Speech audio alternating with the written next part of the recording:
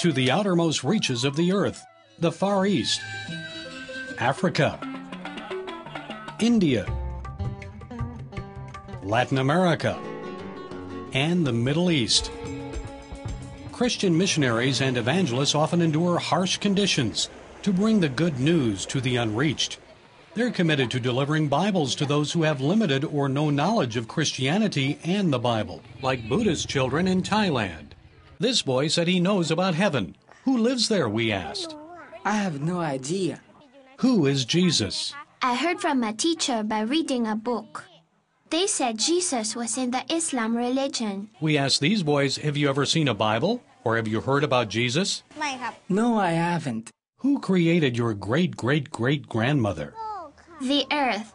And we talked to some Hindu kids in India. I don't know what Bible is. So I have never read the Bible, but definitely I've heard a lot of stories and miracles of Jesus. After we died, we'll go to heaven.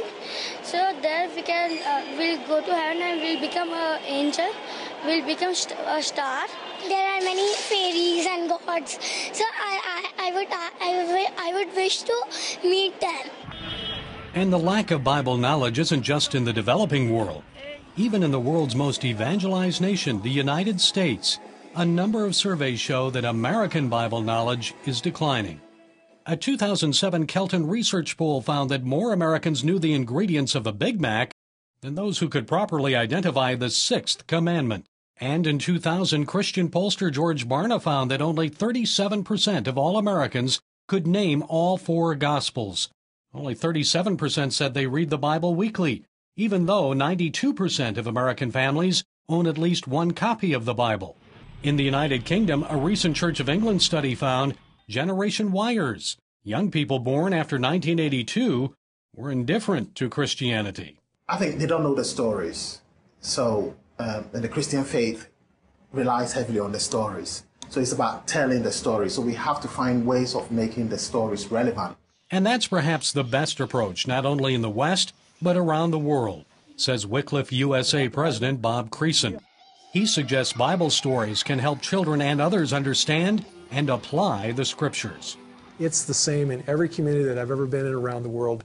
Kids love to hear these stories, and God works through the hearing of those stories to root Himself in their hearts and minds. The reality is that when Jesus taught, He didn't teach without telling stories, and the same is true today. So, and you just think of those stories where Jesus said, "Let the children come unto me." It's the same principle today.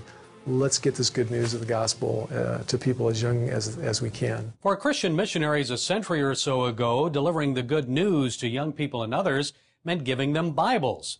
But that isn't always the best approach today.